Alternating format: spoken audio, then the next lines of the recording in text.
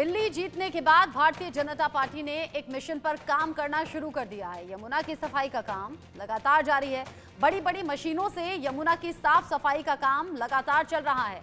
आपको याद होगा, जब बीजेपी ने दिल्ली चुनाव में जीत हासिल की तो पीएम मोदी ने जय यमुना मैया उद्घोष के साथ संबोधन की शुरुआत की थी। वहीं साफ हो गया था कि पीएम मोदी का मिशन यमुना शुरू हो गया है। तब से लेकर अब तक मिशन मोड पर यमुना की सफाई का काम चल रहा है। इंडिया न्यूज संवाददाता भी लगातार ग्राउंड जीरो से आपको अलग अलग रिपोर्ट दिखाते जा रहे हैं। देखिए, इंडिया न्यूज संवाददाता आदित्य कुमार जो कि ताजा अपडेट इस रिपोर्ट के जरिए आप तक पहुंचाएंगे। दिल्ली में यमुना की साफ सफाई का मुद्दा लगातार बना हुआ है। लगातार लोग नजर रखे हुए हैं कि यमुना की साफ सफाई कहां तक पहुंची, क्योंकि भाजपा जब 27 साल के बाद सत्ता में वापस आई है तो यमुना का मुद्दा लेकर के ही आई है। इंडिया न्यूज आपको लगातार दिखा रहा है कि किस तरीके से यमुना की साफ सफाई की जा रही है, यमुना की साफ सफाई कहां तक पहुंची है। मैं मौजूद हूँ अभी वासुदेव घाट पे, और वासुदेव घाट पे सबसे पहले मशीनें उतारी गई थी और मशीनें उतार करके यहाँ से दावा किया गया था कि पूरे यमुना के इस 22 किलोमीटर के पैच में 1500 टन से भी ज़्यादा जो कचरा है, सॉलिड वेस्ट है, वो निकाला गया। मैं मौजूद हूँ अभी एक मशीन के पास में। ये सुबह से दोपहर तक चलती है। अभी ये मशीन बंद हुई है। आप देखेंगे कि जो कचरा निकाला गया है, सॉलिड वेस्ट, आपको इसमें दिखाई भी देगा। यहाँ से इन कचरा को निकाला जाता है, उसके बाद इन सबको रिसाइकल के लिए भेजा जाता है। और अभी आप देखें कि चारों तरफ हम यहाँ पे मेरे कैमरा पर्सन अवधेश, मैं और 2-4 लोग हमारे साथ और मौजूद हैं जो यमुना पे काम करते हैं। दुर्गा जी हैं, अजय हैं, और ये सभी लोग महसूस कर पा रहे होंगे कि बदबू जो है यहाँ पर बिल्कुल नहीं है। बदबू क्यों नहीं है? क्योंकि सॉलिड वेस्ट हटाए गए हैं, गाद हटाए गए हैं और अन्य तमाम तरीके के प्रयास जो है वो किए जा रहे हैं ताकि यमुना की साफ सफाई बनी रहे, चलती रहे। और यमुना पर जिस तरीके से वासुदेव घाट के पास में हर मंगलवार को और रविवार को आरती होती है, उसी तरीके से आरती लगातार होती रहे अन्य घाटों पे भी। हम बात करेंगे दुर्गा जी से और अजय से, जानेंगे कि किस तरीके से प्रयास जो हैं वो किए जा रहे हैं। दुर्गा जी, सबसे पहले ये बताइए कि 1300-1500 से ज़्यादा टन कचरा निकालने की बात जो है वो कही जा रही है, क्या लग रहा है कि कुछ हुआ है? सरकार जो दावे कर रही है, कहीं ना कहीं मशीनें चल रही हैं और हम लोग मीडिया, सोशल मीडिया के माध्यम से, और खुद आके मैं यमुना जी की 5 साल से सफाई कर रहा हूं, तो मैं हर घाटों पे जा के देख रहा हूं। तो सरकार कहीं ना जो दावे कर रही हो तो सही है कि यमुना जी में से निकाला जा रहा है। अभी जिस जगह पे हम आप खड़े हैं, यहाँ पे एक समय ऐसा था, आज के 4-5 महीने पहले, जब कचरा नहीं निकाला गया था, तो हम लोग यहाँ पे खड़े थे तो बड़ी अजीब तरीके की स्मेल होती थी और हाथों में यहाँ खड़ी होने की वजह से ना रेशिंग हो जाती थी। और आज जो सरकार कार्य कर रही है, पीछे भी अगर कार्य हुए होते और जो सरकार आई वो भी कार्य की होती, तो अब तक बहुत यमुना जी में काफ़ी अच्छा माहौल बना होता। जिस तरीके से वासुदेव घाट को बनाया गया है, ऐसे वजीराबाद से लेके कालिंदी कुंज तक, मैं कालिंदी कुंज तक की बात नहीं करूंगा, मैं वजीराबाद से लेके मैं कहूँगा जहाँ से यमुना स्टार्ट है वहाँ से लेके जहाँ यमुना जी ख़त्म हो रही हैं वहाँ तक अगर ऐसे घाट बन जाएं और हर घाटों पे आरती हो और लोग जागरूक हों कि आज की जो यमुना जी की स्थिति है ये हम लोगों ने ही गंदा किया। आप देख सकते कितनी काली यमुना जी हो गई हैं।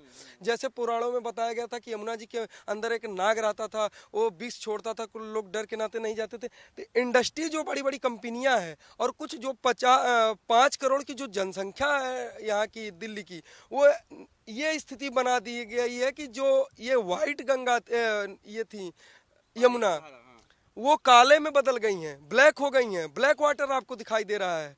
तो ये दिक्कत की बात है। जैसे यमुना जी का घाट, वासुदेव घाट कितना स्वच्छ दिखाई दे रहा है, कितना सुंदर दिखाई दे रहा है। अवधेश भाई, दिखाइएगा जरूर कि जिस तरीके से यमुना के घाट सुंदर लग रहे हैं, इस तरीके का प्रयास अगर पूरे यमुना में किए जाए, पूरे यमुना के जगह जगह घाटों पे हो और आरतियां हो और लोग जागरूक हों और यहाँ पे लोग आके देखें, और जो विदेश से लोग आते हैं, पर्यटन आते हैं, क्योंकि दिल्ली जो है भारत की जान है, बीच में बसी हुई है और दिल्ली भारत की राजधानी है। तो यहाँ पे तमाम लोग आते हैं, लाल किला देखने के लिए हो और भी इंडिया गेट देखने के लिए, तमाम चीज़ है, लोटस टेम्पल है, कालिका जी है, घूमने के लिए तमाम चीज़ है। वैसे ही जब यमुना जी के ऊपर हर घाट बन जाएंगे और लोग घूमने आएंगे, यहाँ की फोटो तस्वीरें खींच के अगर वो अपलोड करेंगे सोशल मीडिया पे, तो यमुना जी एक रोल मॉडल बनेंगी आज के लिए, दिल्ली के लिए और दिल्ली एनसीआर के लिए। यमुना जी एक रोल मॉडल बन जाएंगी कि लोग और ज़्यादा संख्या में पर्यटन यहाँ पे आएंगे, आरती करेंगे। जैसे लोग जाते हैं, हरिद्वार जाते हैं, बनारस जाते हैं, तो लोग सोचेंगे भैया हरिद्वार और बनारस नहीं जा पा रहे हैं तो दिल्ली में ही आरती कर ले यमुना जी। मैं यहाँ मौजूद हूँ और हवा जो आ रही है, ठंडी हवा,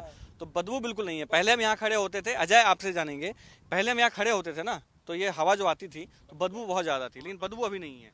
अभी बदबू नहीं है। पहले मेरे को याद है कि आज से 10-15 साल पहले मोनेस्ट्री मार्केट लगती थी। मार्केट में दिवाली पे कभी कभी के दोस्तों के साथ कपड़े लेने आता था, तो हम सोचते थे पीछे कौन सा नाला बह रहा है, हमें पता ही नहीं चलता था। हम जाते ही नहीं थे, डर के मारे उधर मत जाया करो, कूड़ा कचरा लोग फेंकते थे इधर से उधर से।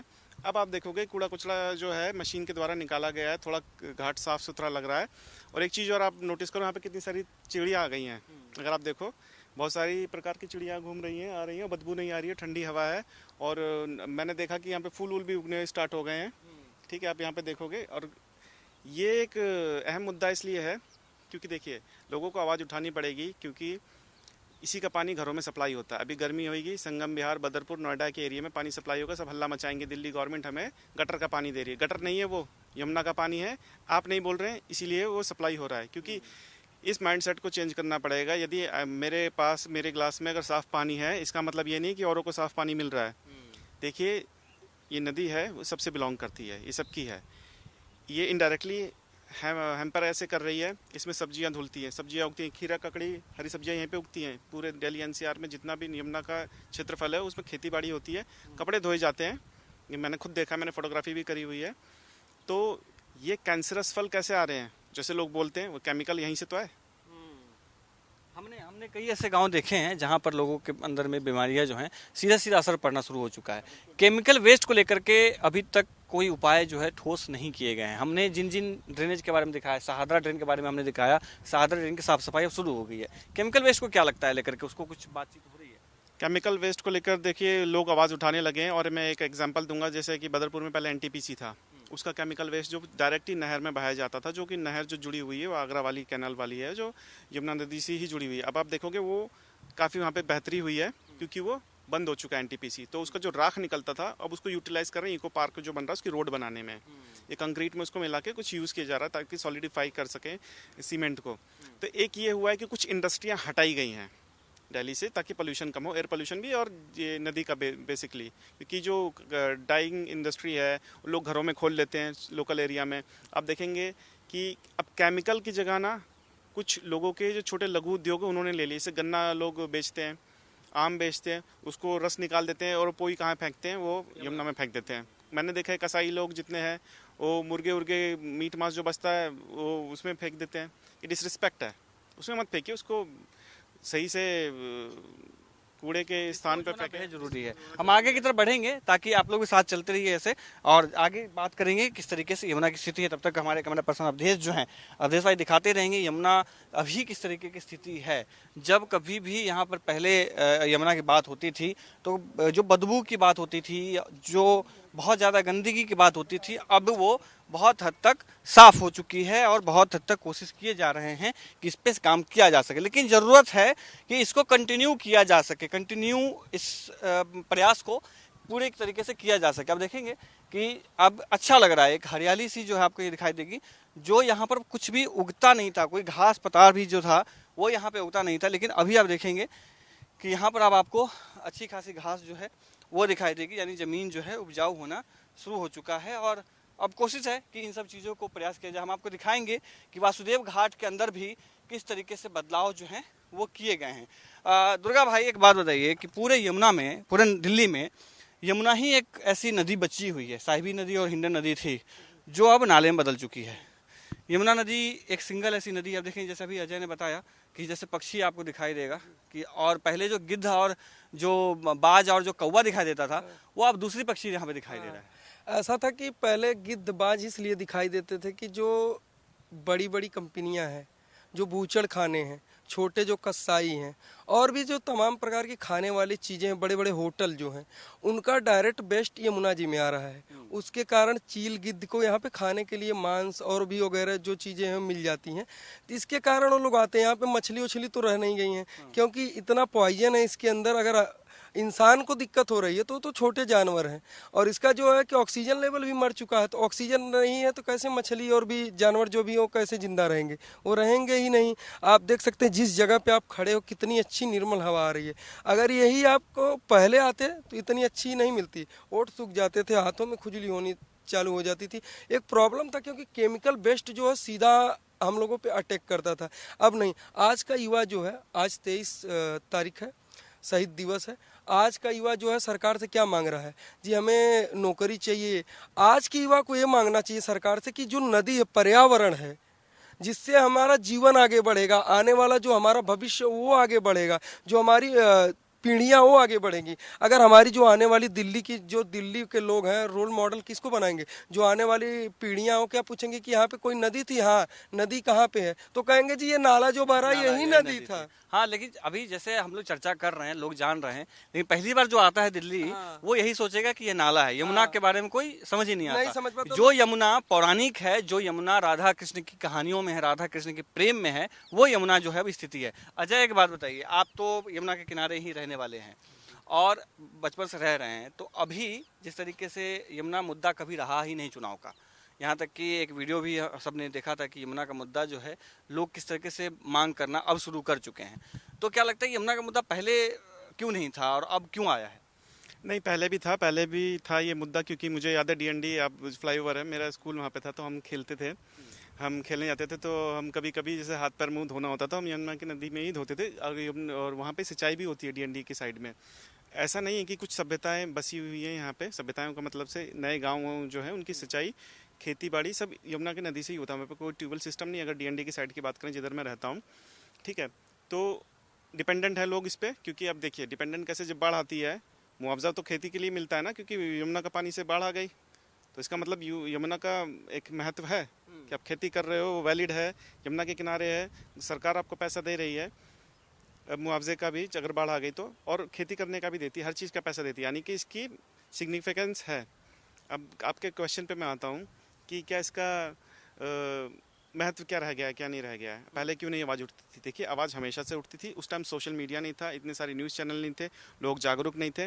लोग कहें किससे, आपस में तो सब बात करते हैं, ऐसी बात नहीं है कि लोग बात नहीं करते, क्योंकि आप देखोगे कितना पूजा पाठ होता है। फॉर एग्जांपल पिंडदान कह लो, कुछ अपने मान्यताएं होती है, या नदी के किनारे होती है। यमुना पौराणिक नदी है, पौराणिक नदी होने की वजह से जो है उसका असर जो है यमुना पे वो पड़ता है। और अभी जैसे कि तमाम तरीके के जो लोग आना जाना शुरू कर चुके हैं और चर्चा एक आम हो गई है, इससे की चर्चा पहले नहीं हो। देखिए अवधेश भाई दिखाइए वो पक्षी जो है ना, कैसे किस तरीके से वो आए हुए हैं, कितनी अच्छी आवाज़ आ रही है।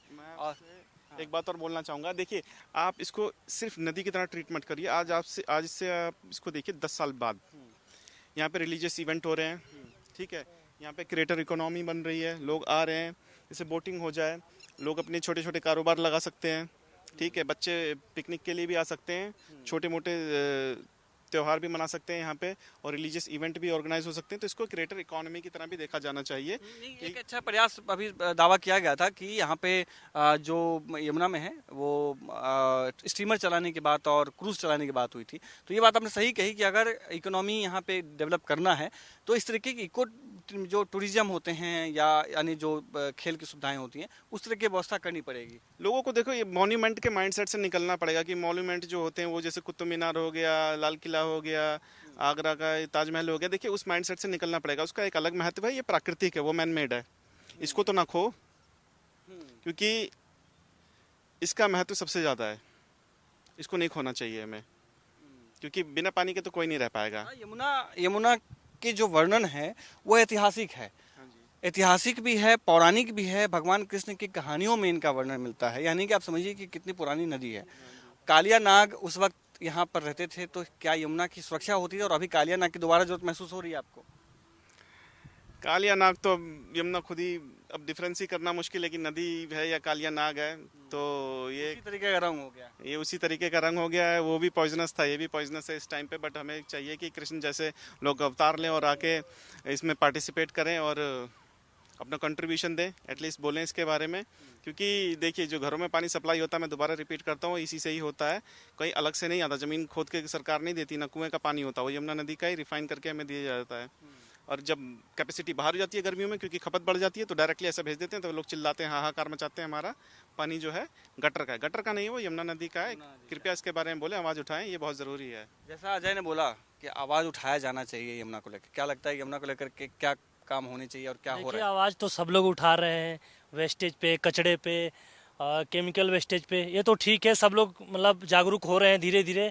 यमुना जी भी साफ़ हो रही है, काफ़ी देख रहे हैं हम भी बहुत दिन बाद। इस वाले ये कौन सा घाट है, ये वासुदेव घाट, हम लोग कालिंदी कुंज घाट पे काम करते हैं, मतलब हर संडे को जब भी टाइम मिलता है हम जाते हैं। 5 सालों से काम कर रहे हैं, अपने टीम के साथ जाते हैं। तो वहाँ पे भी हम जा रहे हैं, तो फिलहाल देख रहे हैं कि अब काम चल रहा है, सरकार ने अपना मशीनें लगा रखी है। तो ये तो ठीक है, कचरा वेस्टेज चल रहा है, लेकिन एक चीज़ और रोक लगाना पड़ेगा सरकार को। हम बिहार से हैं, हमारे यहाँ सोन नदी है, गंगा नदी है, तो वहाँ के जो बालू होते हैं ना, उस बालू पे सरकार ने रोक लगा दिया है। बालू खनन पे? हाँ, बालू खनन पे रोक लगाना चाहिए, क्योंकि यहाँ पे भी बालू खनन हो रहा है। सरकार को इस चीज़ पे ध्यान देना चाहिए। और ये कहाँ पे हो रहा है, हम लोग गए थे, एक बार देखे थे। ये है सोनिया विहार में हो रहा है। एक वीडियो है हमारे पास, वीडियो आप दिखा सकते हैं, वीडियो चल रही है। तो सरकार को इस चीज़ पे भी ध्यान चाहिए। बालू का काम क्या होता है, पानी को फिल्टर तो पहले करता है, कचड़े फिल्टर करेगा। और वो क्या होता है, जैसे पानी गर्मी के दिनों में सूख जाती है, तो वो पानी को रोकता है, अपने अंदर रखता है पानी को, स्टोरेज करने का उसके अंदर क्षमता होता है बालुओं का। तो इसलिए सरकार को इस चीज़ पे भी ध्यान देना चाहिए। रेत खनन एक अच्छी बात आपने कही। और दर्शकों को एक और बात बता दूं कि टेरी ने 10 सूत्री अब एक रोड मैप दिया था दिल्ली सरकार को, जिसमें ये जो संदीप कह रहे हैं कि जो बालू खनन है, रेत खनन है, उसको रोका जाना चाहिए। उस पर बात जो है कही गई थी। ये आपने बहुत अच्छा पॉइंट जोड़ा, दर्शक भी समझेंगे और दर्शक के साथ साथ जो सोनिया विहार में खनन चल रहा है, आप वहाँ पे जाके सरकार को देखना चाहिए। वहाँ पे पुलिस प्रशासन जो भी नोएडा, कहाँ सोनिया पर नोएडा में आता है, दिल्ली में, मतलब मुझे उतना नॉलेज नहीं है, पर मैं काम करता हूँ दिल्ली पड़ता है, कालिंदी कुंज घाट है, दिल्ली में पड़ता है, इतना पता है। हम वहाँ जाते हैं 5 सालों से। पर सोनिया विहार में गए थे हम, एक दोस्त के साथ गए थे, तो वहाँ पे वीडियो मैंने बनाया था, पर मुझे याद नहीं था। पर वहाँ पे प्रशासन को, नोएडा अथॉरिटी, दिल्ली सरकार को उस पर ध्यान देना चाहिए, उस चीज़ को, प्रशासन को, कि बालू खनन रोके। बालू खनन, रेत खनन जो है, ये बहुत सारी जगहों पे हो रहा है। जैसे आप सोनिया विहार का नाम संदीप ने बताया, इस तरीके के नोएडा में भी जो है खनन किए जाते हैं। इस तमाम ऐसी जगह हैं। दुर्गा जी, क्योंकि आपसे इस बारे में जानेंगे कि रेत खनन जो बड़ी समस्या है, लगातार आप लोगों ने भी इस बारे में आवाज़ उठाया था, क्या लग रहा है कि रेत खनन कहाँ कहाँ हो रहा है, कुछ दर्शकों को बताइए ताकि प्रशासनिक व्यवस्था तक भी बात पहुंचे। जैसे दिल्ली में कई जगह हो रहा है, अभी भाई ने बताया सोनिया विहार का वीडियो बनाया, लोकेशन भी इनके पास है, सोनिया विहार। और नोएडा पे कई जगहों में हो रहा है, नोएडा कालिंदी कुंज के आप आगे जाओगे तो वहाँ पे भी हो रहा है। लेकिन बालू खनन करना ठीक है, कोई बात नहीं है, लेकिन जब ज़्यादा मात्रा में बालू रहे, प्राकृतिक दे रही है, तब हमारे घरों में अगर हमारे पास कम पैसा है तो हम किसी को उधार नहीं दे सकते। वैसे यमुना की स्थिति है, यमुना में अभी खुद बालू की कमी है। यहाँ पे खुद ला के सरकार को डालना चाहिए, ना कि जो बालू माफिया उनको खनना चाहिए। क्योंकि अभी यमुना जी की स्थिति वैसी नहीं कि आप इनसे कुछ ले सको। अभी ये बीमार पड़ गई हैं। अभी इनको हमें क्या है कि जब माँ बाप बीमार पड़ जाते, कोई भी बीमार पड़ जाता है, तो उसको दवाई की आवश्यकता है, तो सरकार इनका इलाज करवा रही है।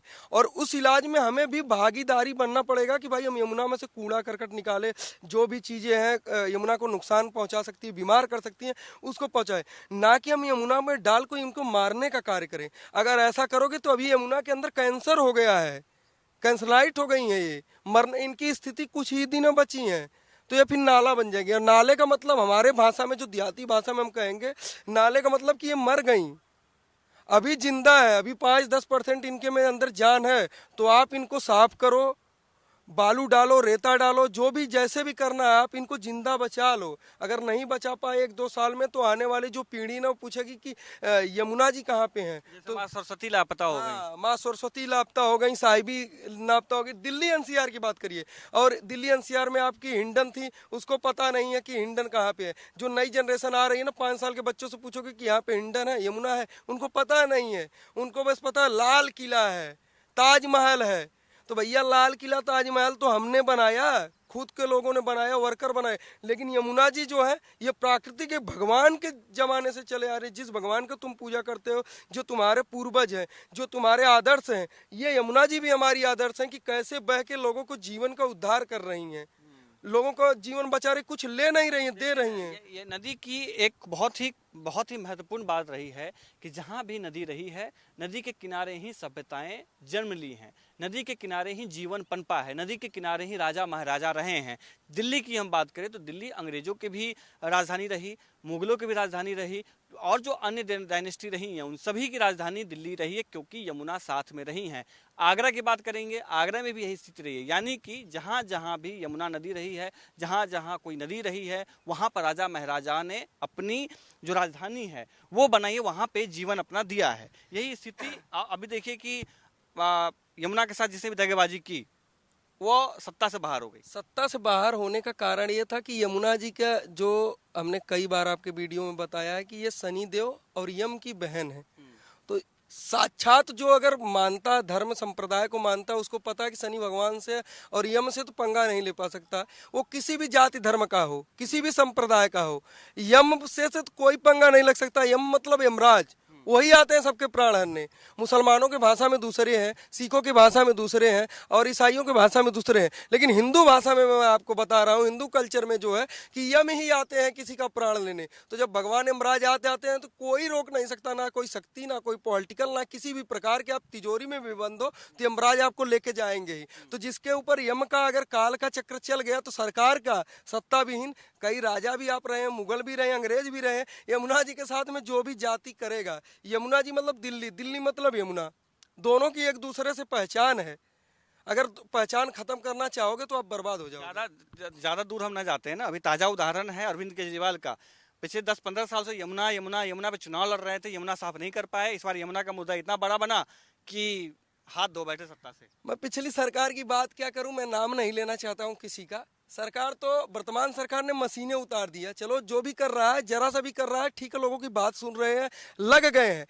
वर्तमान सरकार तो लग गई, पिछली सरकार 10 साल से यमुना जी को ये करेंगे, यही पानी लोगों को पिला दिए, इसके अंदर चूना फिटकरी डारे, साफ हो गई, बस पिला दिए। भैया यमुना जी के लिए जो आप कार्य करने के लिए सत्ता में बैठाए गए, अपना घर आपने शीश महल बना लिया, इतना बड़ा आपने महल बना लिया, यमुना जी को नहीं साफ कर पाए क्या आप?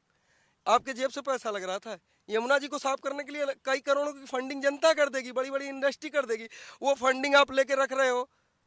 आपके सरकार में जो बैठे हुए अधिकारी हैं वो फंडिंग खा रहे हैं और आप यमुना जी को साफ ही नहीं कर रहे हो। तो आप गए सत्ता से, वर्तमान सरकार आई है, ये भी 5 साल का टाइम मांगे, 3 साल का टाइम मांगी है, 5 साल हम इनको दे रहे हैं। अगर नहीं की ये भी जाएंगी, कोई नहीं रोक पाएगा, क्योंकि यमुना ऐसी चीज ही है। ये बड़ा बड़ी बात आपने कही। अजय, आप भी इधर आइए। जैसा दुर्गा जी ने कहा कि तमाम तरीके के जो लोग हैं वो सत्ता से बाहर हो गए क्योंकि यमुना पे काम नहीं कर पाए। क्या लगता है, आप क्या मानते हैं उसको? देखिए, ये जो दुर्गा जी कह रहे हैं ये पॉलिटिकली तो करेक्ट है, इसमें कोई संदेह नहीं है कि हर सरकार आती है और यमुना का मुद्दा एक one of the most heated topic होता है और इसमें सभी बोलते हैं।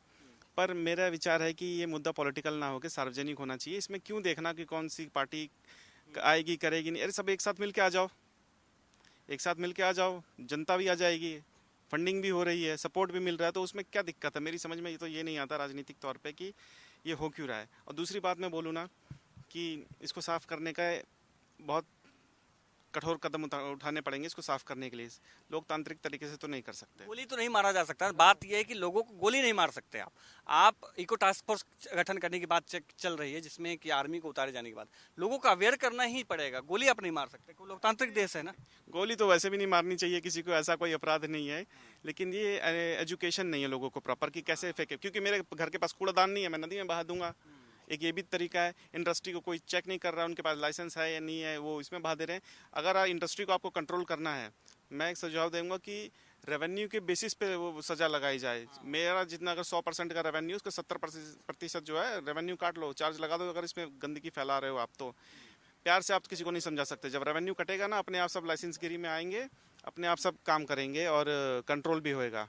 ये बड़ी बात आपने कही। 2-4 मुख्य बातें हैं जो अभी हमने चारों ने बात किया था, जिसमें ये है कि एक तो जो पानी है, पानी को साफ करने के लिए कठोर कदम जो हैं वो उठाने पड़ेंगे। साथ ही जिस तरीके से कहा अजय ने कहा कि पानी को साफ करने के लिए कठोर कदम उठाने में एक मुआवजा और एक जो कटौती होती है रेवेन्यू में, आपको उसमें पैसे लेने होंगे। आपको जो कोई कंप्लेन दर्ज कराते हैं उसके बाद उसमें सिर्फ कंप्लेन दर्ज ना करा करके उसमें कुछ पैसे भी आपको लेने होंगे, ताकि चालान की तरह, ताकि आगे आप उसको इस्तेमाल कर। हालांकि चालान की व्यवस्था अभी भी है जिसमें चालान काटे जा रहे हैं, लेकिन उसका कोई ठोस जो प्रमाण है वो नहीं समझ में आ पाया है कि यमुना उससे साफ हो पाएगी। चालान तो कई काटे गए हैं लेकिन उससे कोई फर्क नहीं पड़ा है। चालान हो सकता है मात्रा बहुत कम है। जैसा इन्होंने कहा कि जो खेती हो रही है, खेती से जो पेस्टिसाइड्स की भी एक बात सामने आई कि पेस्टिसाइड्स का जो इस्तेमाल है वो भी किया जाना चाहिए। जैसे संदीप ने बताया कि पानी को अगर साफ करना है, यमुना को साफ करना है तो सबसे पहले रेत जो खनन है, बालू माफिया जो है, उन पे भी नियंत्रण करना जरूरी है, तभी यमुना जो है वो साफ हो पाएगी। लेकिन जैसे हम सब ने कहा कि प्रयास जो है वो एक शुरू किया गया है, जिससे कुछ पॉजिटिव असर जो है वो दिख रहा है। आने वाला समय बताया, जैसे दुर्गा जी ने बताया कि 3 से 5 साल का समय हमने दिया है। 5 साल में अगर साफ सफाई करने में क्या आगे आ पाती है, बातचीत हो पाती है, ये देखना होगा। कैमरामैन अवधेश के साथ में मैं आदित्य कुमार, इंडिया न्यूज, दिल्ली।